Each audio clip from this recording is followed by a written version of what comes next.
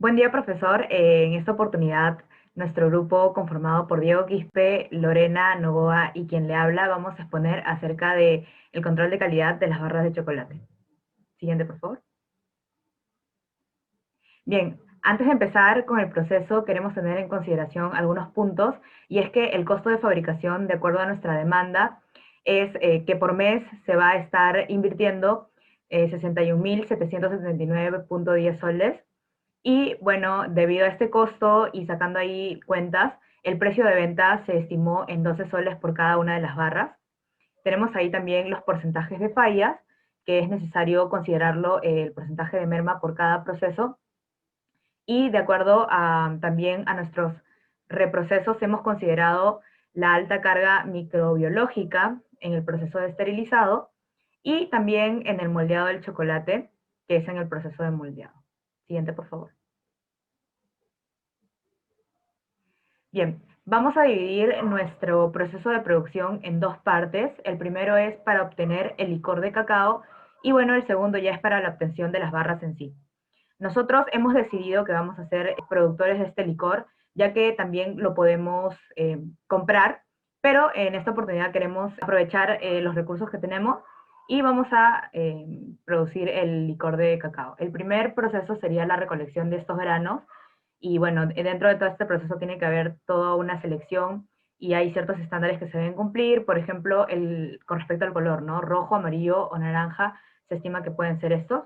Luego sigue el proceso de fermentación, donde se tienen que apilar todos estos granos para que luego de que la temperatura llegue a una temperatura indicada, entonces es donde va a proceder a realizarse este proceso de fermentado, que va a generar el buen sabor en el chocolate, que es lo que queremos, ¿no? Luego sigue el secado, y es que estos granos se dejan reposar, ya siendo fermentados, se dejan reposar al sol, y estos tienen que ser bien extendidos para que, bueno, en este proceso no se llene de moho, que es lo que queremos evitar por la carga microbiológica. Luego sigue el proceso de trituración, donde se tienen que moler todos los granos, y precisamente en este tiempo, en este proceso, es donde se va a separar la cáscara por medio de una aspiradora. Y esto es por la densidad que tiene la cáscara respecto de lo que nosotros íbamos a utilizar, ¿no? Luego viene el proceso de torrefacción, que vamos a someter el grano a una temperatura determinada para que de esta forma también podamos obtener el color, el aroma y el sabor del chocolate que deseamos. Luego la molienda, donde vamos a moler absolutamente todos los granos, y de esto vamos a tratar de aprovechar el proceso para eliminar la máxima cantidad de grasa. Bien, acá llegamos al proceso de la producción del chocolate en sí. El primero va a ser mezclar todos los ingredientes que son necesarios para la obtención del chocolate, y esto tiene que ser integrado de manera homogénea. Luego, en el paso 2, en el proceso 2, es el conchado, y es un proceso muy importante. Más adelante vamos a estar también mencionándolo, y en este proceso se van a mezclar todos los productos que vamos a tener, y de esta manera se tiene que, bueno, pasar un tiempo determinado para que los ácidos volátiles puedan salir del chocolate y se pueda obtener un sabor deseado en el chocolate, ¿no? Tiene que pasar un tiempo determinado. Luego, en el proceso 3 es el esterilizado. Acá, bueno, se va a someter a la mezcla a altas temperaturas para que de esta forma se elimine la carga microbiológica. Siguiente, por favor. Tenemos el templado, vamos a reducir la temperatura de manera brusca, y de esta forma también vamos a obtener la cristalización de la pasta. Luego el moldeado, que es donde vamos allá a obtener las barras en sí de chocolate. Finalmente el envasado, que es el proceso donde vamos allá a tener casi el producto final, y bueno, vamos a generar el envasado, el empacado de estos chocolates que ya están en barras. Los costos de calidad. Acá podemos ver cada uno de los costos. Tenemos prevención, ahí se pueden detallar claramente los rubros y se ven los montos. El monto total asciende a 46.749 soles. El de evaluación, que es un costo precisamente que nosotros queremos centrarnos más, tal vez junto con el de prevención, para poder evitar todas las fallas que ya vienen posteriormente, las fallas internas y externas. Este asciende a 16.304, y finalmente podemos ver que en falla interna y externa son montos menores, debido a que hemos tomado importancia en el tema de la prevención y la evaluación.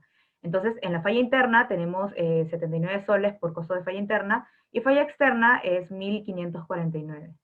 Bien, en el tema de las variables hemos escogido 4. La primera es el peso de la barra de chocolate, que es muy importante porque el producto tiene que llegar tal cual nosotros lo estamos vendiendo, lo estamos de repente ofreciendo, son 75 gramos, y finalmente eso es lo que debe llegar al cliente, ¿no? Entonces, es una variable muy importante a considerar. En la fermentación de los granos de cacao, por el tema del sabor, tenemos que tener en cuenta esta variable y los parámetros.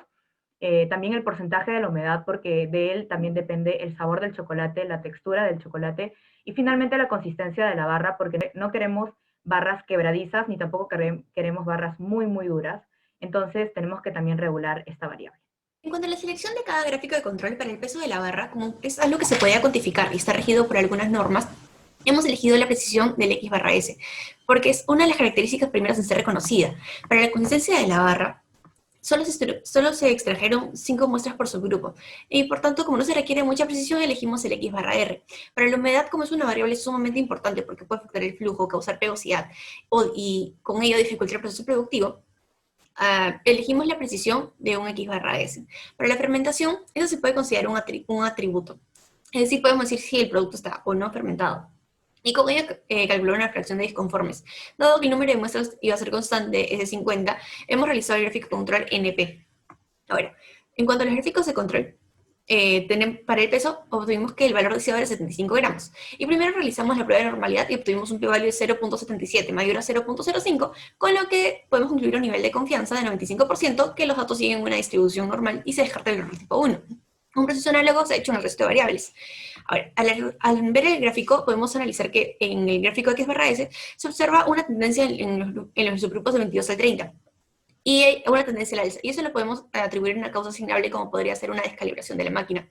Nuevamente, eliminando esos subgrupos, se hizo una prueba de normalidad y se recalcularon los límites, dado que el proceso ya ahora no falla los 8 pruebas y podemos decir que se encuentra bajo control estadístico. A ver, en cuanto a las gráficas OCI-RLs, se obtuvo que con una mesa de 75 gramos hay una probabilidad de 0.9476 de encontrar las muestras dentro del rango de control, lo cual es muy beneficioso para el proceso productivo. En cuanto al RL, a un promedio de 75 gramos equivale a unos 19.09, lo que significa que se necesitaría por lo menos 20 muestras para detectar algún corrimiento. Para la fermentación, según algunas recomendaciones, nos dicen que se debe extraer 50 gramos por cada saco de 60 kilos. Y aproximadamente por datos de trabajadores se tiene que aproximadamente de 7 de cada 50 gramos son disconformes. El generador nos dio 80 subgrupos y podemos apreciar el gráfico NP. Y se puede ver que ninguno de los puntos se encuentra fuera de los límites de control y no se presenta ninguna tendencia. Para la humedad, se analizó los datos, seguían una distribución normal, igualmente con el peso se obtuvo que los grupos del 22 al 30 tenían una tendencia y repetimos el proceso de eliminar, volver a calcular, hacer la prueba de normalidad y recalcular los límites. Ahora, en el caso de la humedad, con una media de 1.2%, hay una probabilidad de 0.1145 de encontrar las muestras dentro del rango de control, y esto es desfavorable, ya que refleja una alta probabilidad de incurrir en alguno de los errores.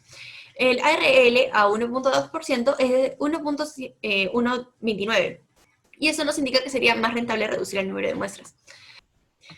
Ahora para la capacidad del proceso. La capacidad del proceso nos permite indicar si el proceso se encuentra o no es capaz de cumplir con las especificaciones del cliente. Generalmente es así con lo del cliente, pero en este caso, ser un producto de consumo masivo, se rige bajo algunas normas de salubridad. En cuanto al envasado y al peso, obtenemos que queremos un valor, queremos brindar un producto de 75 gramos. Y la norma nos dice que puede variar entre más o menos 4.5 gramos, estando el valor que debe encontrarse en las especificaciones 70.5 a 79.5. Antes voy a recalcar que primero, antes de todo, tenemos que verificar que el proceso se encuentre bajo control, sea estable y siga una distribución normal, lo cual ya se realizó. Podemos observar que el CP se encuentra en el rango de 1 a 1.33, por lo que podemos decir que el proceso es capaz. Pero analizando el CPK es menor a la unidad, lo que podemos decir que el proceso no se encuentra centrado y se están generando muchísimas pérdidas. Ahora analizando los intervalos de confianza, podemos ver que se tienen en el CP valores menores a la unidad. Y con ello podemos decir que tal vez en algún momento el proceso no sea capaz de cumplir con las especificaciones. Y para que sea capaz, lo que se podría hacer es calibrar las máquinas si en algún momento se requiere.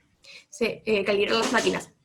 Otro caso podremos hacer es que nuestra media obtenía 74.38, por debajo de la que decíamos 75. Entonces, algo que se podría hacer sería aumentar los aditivos y incrementar la densidad. como podría ser la lecitina. Ahora, para la consistencia, son las especificaciones, debe ser entre 26.5 a 40, con los valores arrojados del penetrómetro. Ahora, la media fue de 32 y se obtuvo una desviación muestral de 2.2. En este caso, el CPK no es mayor a la unidad y el proceso no se encuentra centrado. Hay una diferencia entre los valores CP y CPK. Entonces, el proceso se encuentra lleno de desperdicios. En el caso del CP también se tiene su límite inferior es menor a la unidad, lo que significa que es crítico. Y esta variabilidad, eso se puede solucionar disminuyendo la variabilidad al momento de los mezclados. Tal vez colocando, aumentando la cantidad de ingredientes que aumenta la consistencia. Para el conchado, tenemos que nos da la humedad final. La humedad se debe encontrar entre 1 a 1.9. Nosotros, ese proceso, la parte de la humedad es muy importante porque define casi todo la calidad final del chocolate. Y queremos en realidad que el CP sea mayor a 1.33. Para ello debemos reducir la variabilidad del proceso. Más adelante explicaremos qué factores controlables podemos modificar para lograr esto. El siguiente paso es el diseño de experimentos. El proceso que se va a analizar es el conchado. Al conchado ingresa la pasta homogénea del proceso de mezclado y refinado. En el conchado se eliminan los sabores no deseables, se eliminan los ácidos, se reduce la humedad y se homogeniza la masa, con la finalidad de mejorar la fluidez, la viscosidad y la textura. Es importante mencionar que al disminuir el porcentaje de humedad, se eliminan las sustancias indeseables como ácidos, aldehídos y cetonas.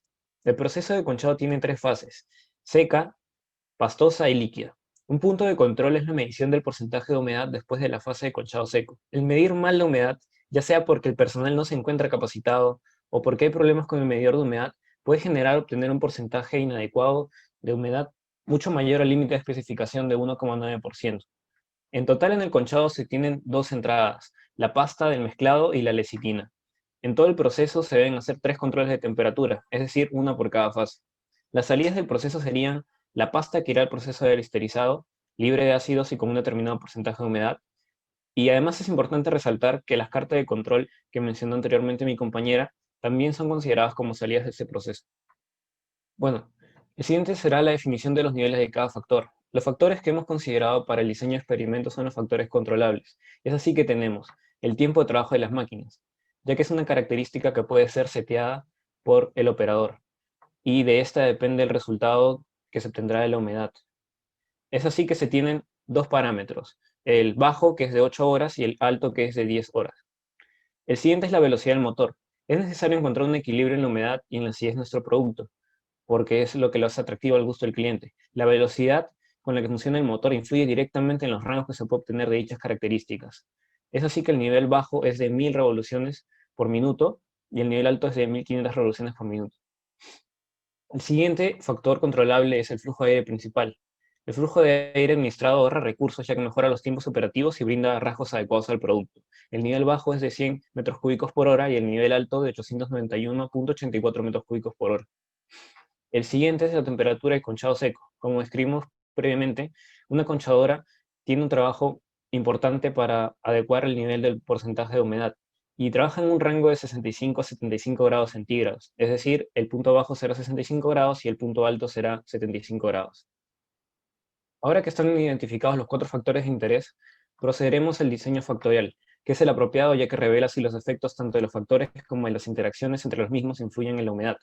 El diseño de experimento se repetirá 2 veces, es decir, contará con 2 réplicas, y los factores serán A, el tiempo de trabajo de la máquina, B, la velocidad del motor, C, el flujo del aire principal y D, la temperatura del conchado seco. La variable de respuesta elegida es el porcentaje de la humedad. El modelo matemático es el que tienen en pantalla, con todas las interacciones, con todos los factores lineales. Sin embargo, como hemos aprendido en clase, tratar de encontrar una relación lógica para una interacción de 2 factores es una tarea muy complicada y mucho más sería de encontrarle la explicación lógica para una interacción triple y la cuádruple, por lo tanto serán omitidas en el modelo matemático. Con ayuda de Minitab y del Excel, se logró obtener esta tabla de signos, en la que se pueden ver todas las corridas con sus respectivos resultados. Del cuadro de ANOVA que hemos obtenido, podemos analizar qué factores, tanto lineales como interacciones, no tienen influencia en la variable de respuesta. Para este caso tenemos que ver el valor P. Si el valor P es mayor que 0,05, se cumple la condición de que estos factores no ejercen influencia encima del de la variable de respuesta. Por lo tanto, los que no tienen mayor influencia son el B, el factor C, el factor BD, el factor CD, el factor ABD, el factor ACD. Sin embargo, hay un término relevante, el BC, que contiene tanto el factor lineal B como el factor lineal C. Entonces, estos dos factores por sí solos no ejercen una influencia sobre la variable respuesta, pero la interacción entre ellos dos sí, así que es necesario incluirlo en el modelo matemático. Aquí tenemos el diagrama de Pareto, que es una representación mucho más visual de lo obtenida en la tabla de ANOVA anterior, y se pueden ver los resultados como los factores de mayor influencia, que serían el D, el A, D, el A, y los de menor influencia como el B o el CD. Ahora procederemos al análisis de las interacciones. En estas interacciones se elegirán aquellas pares de rectas que lleguen a intersecarse, ya que esto evidencia que existe relación entre ambas, por lo que las interacciones BC y en menor medida la interacción AD influyen en la variabilidad de la humedad. Además, esto corrobora lo que vimos previamente en la tabla de ANOVA. Ahora tenemos la gráfica de efectos principales. Para elegir aquellos efectos que influyen directamente en la variabilidad de la humedad, se deben elegir aquellos en el gráfico que posean una pendiente distinta de cero. No importa si es positiva o negativa, esto depende ya de los niveles del factor y cómo éste influye en la variable de respuesta. Por lo tanto, vemos que los factores con mayor influencia, factores lineales, son el factor A y el factor D. Para que las conclusiones del diseño de experimentos sean confiables, de modo que este análisis sirva para lograr reducir la variabilidad de la variable en cuestión, es decir, la humedad, y finalmente conseguir una mejora considerable en el proceso de conchado, es necesario comprobar tres aspectos relacionados con los residuales, los cuales son, primero, el análisis de normalidad. Como podemos apreciar, los residuales cumplen con la prueba de normalidad, ya que el valor P a un alfa de 0,05 es mucho mayor. En cuanto al análisis de aleatoriedad, obtenemos el siguiente gráfico, en el que se puede ver las residuales versus el orden de la corrida. Entonces podemos notar que no existe alguna tendencia en la nube, por lo que se concluye que los datos son completamente aleatorios. Ahora el análisis de variabilidad. Tenemos el residuo versus cada factor lineal.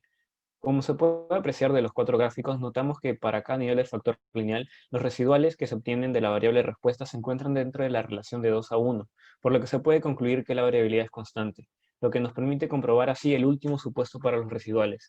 En términos generales, gracias a la comprobación de cada uno de los supuestos, podemos decir que el comportamiento de los residuales puede permitir que el diseño de experimentos para la variable humedad sea confiable, y las conclusiones que se saquen a partir del análisis serán más certeros.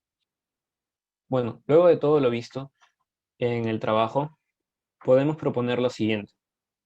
En el caso de las causas asignables, se deben tomar acciones preventivas, como brindarles a los operarios límites fijos que deben tener en máquinas como la llenadora. De ser posible, pegar un anuncio en cada máquina, de manera que no se varíe el rango cada día, o entre operarios. De esta manera se logrará obtener una mayor estandarización del proceso. Por otro lado, podemos también reducir la variabilidad mediante el diseño de experimentos y sus resultados. Por ejemplo, tanto el flujo de aire principal como la velocidad del motor, ambos son factores que son controlables en la conchadora.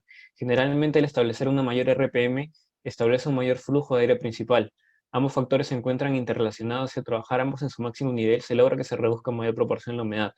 Es por ello que esta interacción es relevante y debe ser tomada con mucho cuidado, ya que es una propiedad que puede ser seteable en cada una de las máquinas y por ende depende de lo que haga cada operador.